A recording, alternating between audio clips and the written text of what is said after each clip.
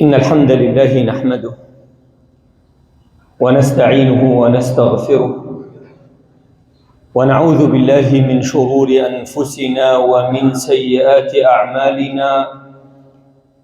من يهده الله فلا مضل له ومن يضلل فلا هادي له، وأشهد أن لا إله إلا الله وحده لا شريك له، وأشهد أن محمدًا عبده ورسوله صلى الله عليه وسلم. يا أيها الذين آمنوا اتقوا الله حق تقاته ولا تموتن إلا وأنتم مسلمون. يا أيها الناس اتقوا ربكم الذي خلقكم من نفس واحدة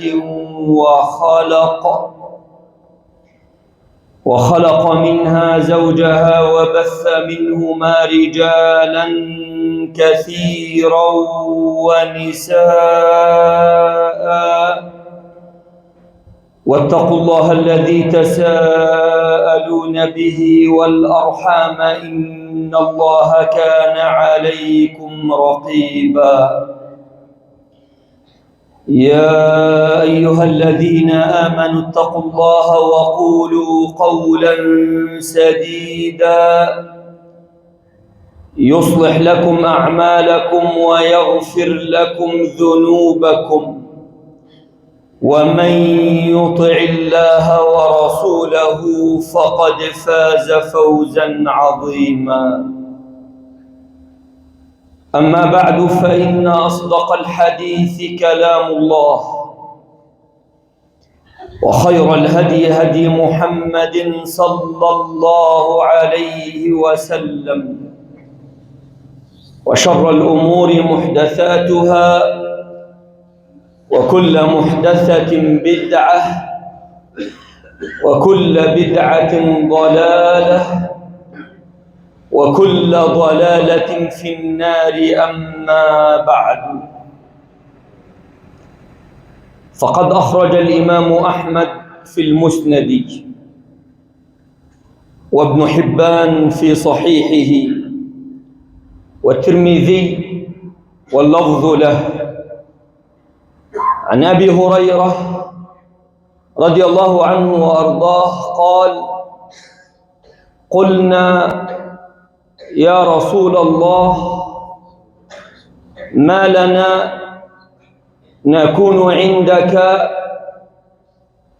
أبو هريرة ينقل وينقل قول أصحاب النبي صلى الله عليه وسلم، يقول: قلنا، أي أصحاب النبي، قلنا يا رسول الله، ما لنا نكون عندك فتلين قلوبنا ونزهد في الدنيا ونكون من أهل الآخرة، فإذا خرجنا من عندك وآنسنا أهالينا وشممنا أولادنا أنكرنا أنفسنا. فقال صلى الله عليه وسلم: لو أنكم تكونون إذا خرجتم من عندي كنتم على حالكم ذلك لزارتكم الملائكة في بيوتكم، ولو لم تذنبوا لجاء الله بخلق جديد كي يذنبوا فيغفر لهم. قال، أي أبو هريرة: قلت: مما خلق الخلق؟ قال، أي النبي صلى الله عليه وسلم: من الماء. قال، أي أبو هريرة رضي الله عنه: والجنة ما بناؤها؟ قال، أي النبي صلى الله عليه وسلم: لبنة من فضة ولبنة من ذهب، كلاؤها ملاطها المسك،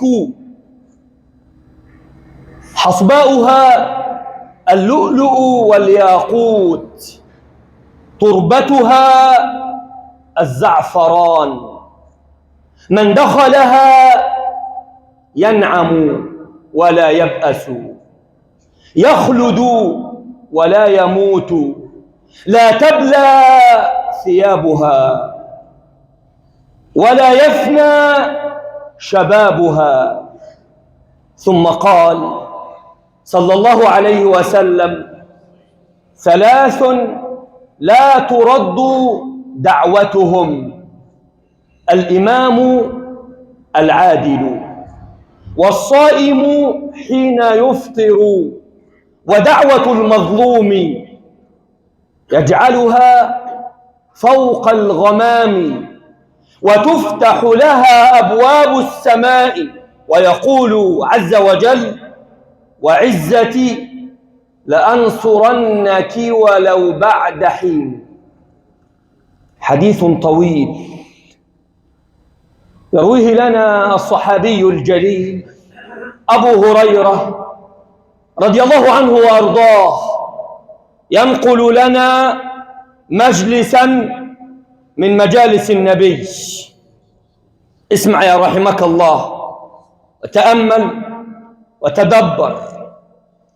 عبد الرحمن بن صخر، وهو أبو هريرة رضي الله عنه وأرضاه، من أهل الصفة، من رواة الأحاديث، ينقل لنا حديثا وينقل لنا مجلسا من مجالس من؟ من مجالس النبي. من مجالس سيد الخلق، سيد ولد آدم صلى الله عليه وسلم. وانظر وتأمل وتدبر كيف كانت المجالس، مجالس رسول الله، وكيف هي مجالسنا.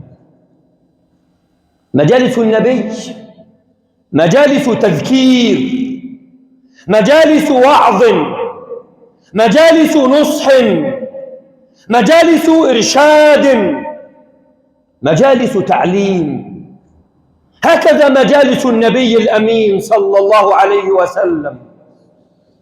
واليوم انظروا إلى مجالسنا كيف هي مجالس غيبة، ومجالس نميمة، ومجالس سب، ومجالس طعن، ومجالس كذب، ومجالس غش، إلا من رحم الله رب العالمين.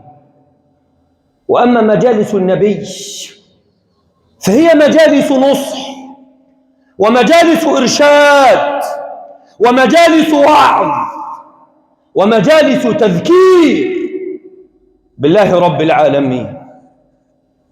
يقول أبو هريرة: قلنا، أي أصحاب النبي صلى الله عليه وسلم: ما لنا إذا كنا عندك؟ وما استفهامية، والاستفهام قد خرج عن معناه الأصلي إلى التعجب، يتعجبون من حالهم. أصحاب النبي خير قرن، خير الخلق بعد الأنبياء والرسل، يتعجبون من حالهم، فكيف بنا نحن عباد الله؟ أصحاب النبي، أصحاب الفتوحات، أصحاب القرآن، أصحاب السنة، أصحاب الصلاة، أصحاب القيام، أصحاب الصيام، تربوا في كنف النبي، تربوا في حجره، يتعجبون من حالهم، فكيف بنا نحن عباد الله؟ ما لنا نكون عندك؟ ترق قلوبنا عندما يكونون عند النبي ويبشرهم النبي بجنة الله، ويحذرهم النبي من عذاب الله. ترق القلوب، تلين القلوب التي أصبحت اليوم كالأحجار، كالحجر الصوان، لا يلين، فيه من الغلظة ما فيه، لأنه ملئ بالحقد، وملئ بالغل، وملئ بالرياء، إلا من رحم الله رب العالمين. وأما هم، كان الواحد منهم يجلس في مجلس النبي يرق قلبه، يلين لقول النبي الأمين، يلين لقول الله عز وجل. وأما اليوم الواحد منا يقف خلف الإمام يسمع خير كلام. كلام من؟ كلام الله عز وجل. يقف خلف الإمام يسمع الإمام ويسمع قول الله: وسارعوا إلى جنة، وسارعوا إلى مغفرة من ربكم وجنة عرضها السماوات والأرض أعدت للمتقين. والقلوب تزداد غلظة إلا من رحم الله رب العالمين. يسمع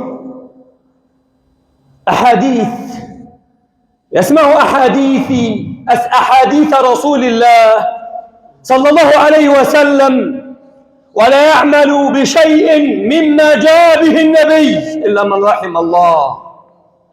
ما لنا نكون عندك؟ ترق قلوبنا ونزهد في الدنيا. والزهد والعزوف عن الشيء وتركه الزهد، أن تبتعد عن الشيء وأن تتركه وأن تقلل منه.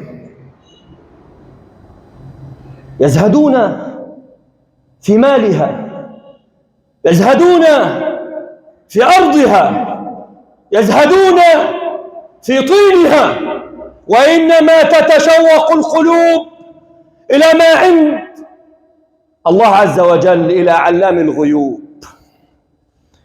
تتشوق القلوب إلى جنة أعدها الله عز وجل للصالحين، كما قال الله عز وجل في الحديث القدسي: أعددت للصالحين ما لا عين رأت ولا أذن سمعت ولا خطر على قلب بشر. والحديث متفق عليه. يزهدون في الدنيا ويقبلون على الآخرة، يزهدون في الدنيا ويقبلون على مغفرة الله رب العالمين، يزهدون في الدنيا ويقبلون على جنة الله عز وجل. أما اليوم فقد قلب الأمر، زهدنا في الآخرة وأقبلنا على الدنيا. عجيب، عجبا لقوم يتركون الضر ويلتقطون البعر.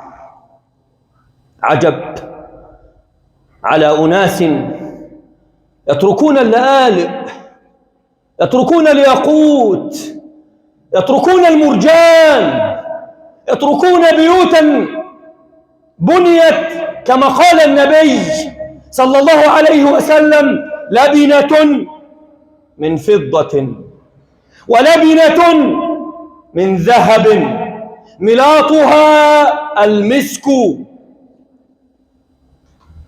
ويقبلون على البعر، يقبلون على ما يخرج من ضبر الحيوانات، يقبلون على الطين. أمر عجيب. إي والله.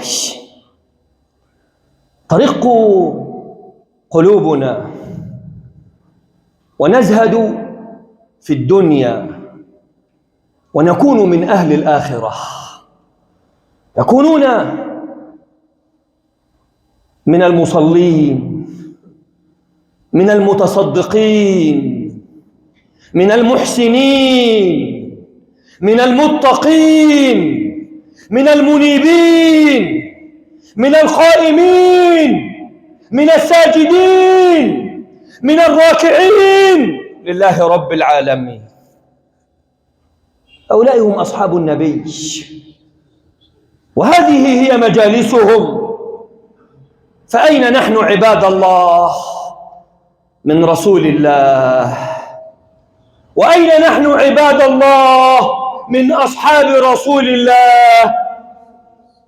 وانظر، فإذا خرجنا من عندك وآنسنا أهالينا، أي خالطنا أهلنا، داعبناهم ولاعبناهم وضاحكناهم وتكلمنا معهم.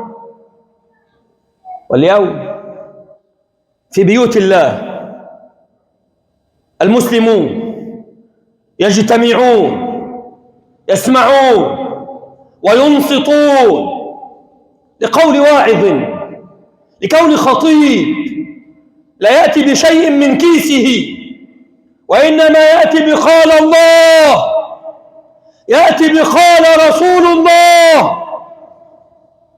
هل رقت القلوب؟ هل زهدنا في الدنيا؟ هل أقبلنا على جنة الله رب العالمين؟ فإذا خرجنا من المساجد بعد سماع الوعظ وبعد سماع النصح، ما الذي قد تغير فيك؟ هل تبدل قلبك بقلب سليم؟ هل تغيرت نفسك اللوامة؟ هل تغيرت نفسك الأمارة إلى نفس طيبة أو إلى نفس لوامة؟ ما الذي قد حدث وما الذي قد كان؟ يخرج الواحد منا إلا من رحم الله من عتبة باب المسجد إذا به يتناول عود الدخان. إي والله، أليس بصدق؟ أخبروني، أليس بحق؟ قولوا لي. يخرج الواحد من عتبة باب المسجد يخوض في عرض فلان ويسب فلان ويغتاب فلان إلا من رحم الله رب العالمين.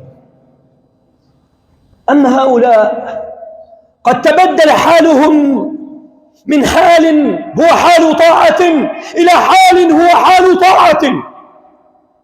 آنسنا أهالينا، كلكم راع وكلكم مسؤول عن رعيته. ما المشكلة؟ أن تؤانس أهلك، أن تداعب نساءك، أن تتكلم مع أبنائك، لا شيء. من طاعة إلى طاعة. آنسنا أهالينا وشممنا أولادنا. شممنا أي قبلنا أولادنا ولاعبنا أبناءنا. ما المشكلة؟ هي طاعة.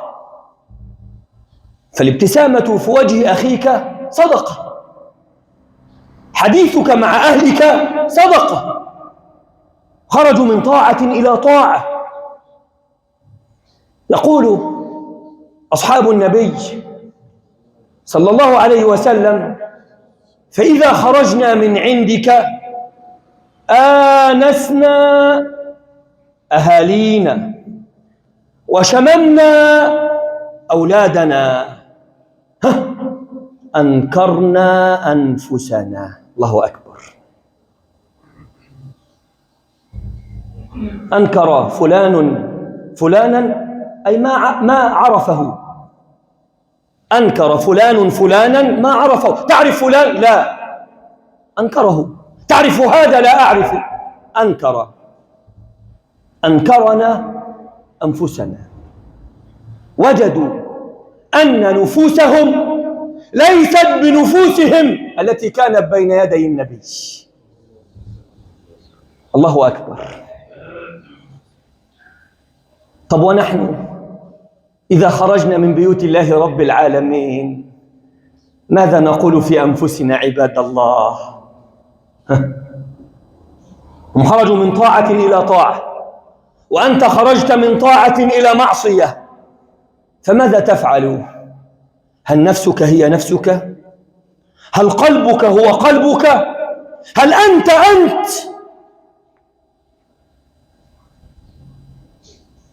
لا أقول هذا الكلام للتسلية، وإنما أقول هذا الكلام للعمل وللعلم. علمت فاعمل كما قال السلف. علمت فاعمل. نعلم كما علم النبي صلى الله عليه وسلم، وندل على ما دل عليه النبي صلى الله عليه وسلم. فماذا قال لهم النبي صلى الله عليه وسلم؟ اسمع يا رحمك الله. قال: لو تكونون إذا خرجتم من عندي كنتم على حالكم ذلك لزارتكم الملائكة في بيوتكم. طاعة أسمى ما يكون إلى طاعة ربما تكون أقل سموا، لكنها طاعة. لو أنكم تكونون إذا خرجتم من عندي كنتم على حالكم ذلك لزارتكم الملائكة في بيوتكم. لجاءتكم الملائكة في بيوتكم، جلست معكم، كلمتكم، عادتكم، آنستكم. لو لم تذنبوا لجاء الله بخلق جديد كي يذنبون فيتوب عليه. ما هذا؟ أو يأمرنا نبينا بالمعصية؟ أو يأمرنا نبينا بمقارفة الذنب؟ لا والله، هنا خبر ونصح وإرشاد. لو لم تذنبوا، هذا خبر. كل ابن آدم خطاء. يخبر النبي عن حال ابن آدم، يخبرنا نبينا عن حالنا. لو لم تذنبوا، هذا حال البشر، خطاء مذنب. ولكن خير الخطائين من؟ التوابون. لو لم تذنبوا لجاء الله بخلق جديد كي يذنبوا فيتوب عليه. وفي رواية توضح: لو لم تذنبوا لذهب الله بكم ولجاء بغيركم يذنبون فيتوبون فيتوب الله عليه. أخبرنا النبي بماذا؟ بحالنا، تركنا دلنا فتستغفروا. هذا حالكم، هذا حالنا أيها البشر.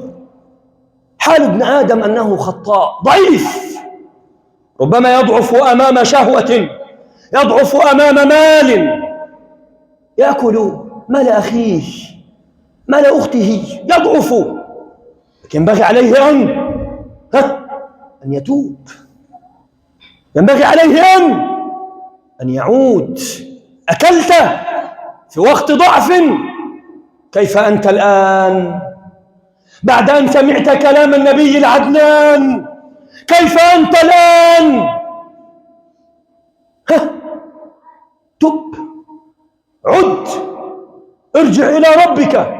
أكلت مال أخيك، الآن سأخرج من بيت الله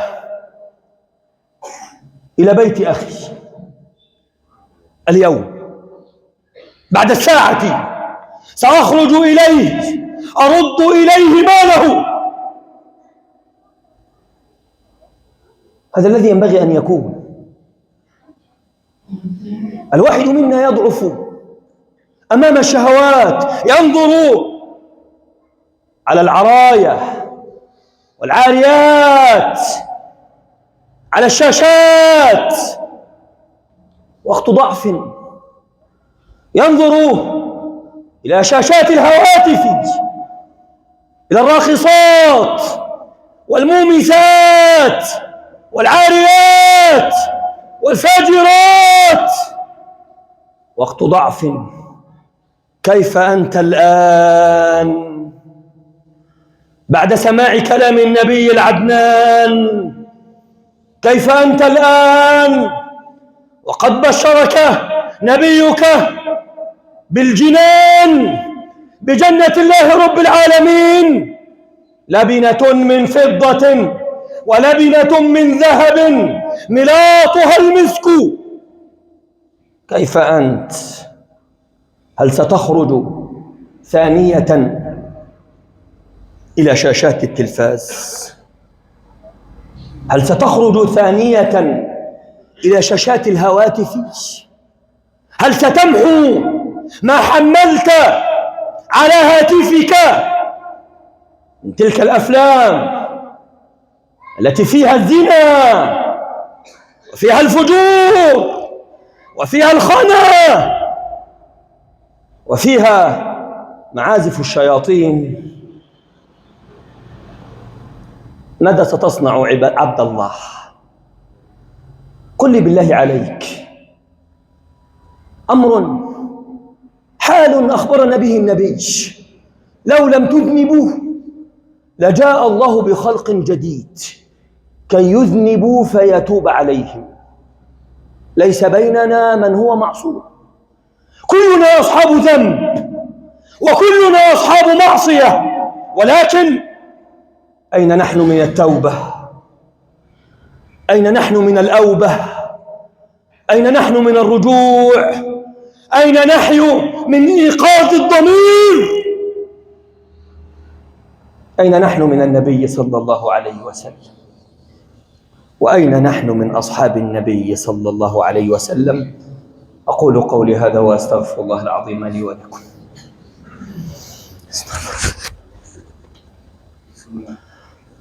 الحمد لله رب العالمين، وأشهد أن لا إله إلا الله وحده لا شريك له هو يتولى الصالحين، وأشهد أن محمدًا عبده ورسوله صلى الله عليه وعلى آله وصحبه أجمعين، أما بعد، فقد قال الصحابي الجليل عبد الرحمن بن صخر رضي الله عنه وارضاه الملقب بأبي هريرة قال: قلت مما خلق الخلق.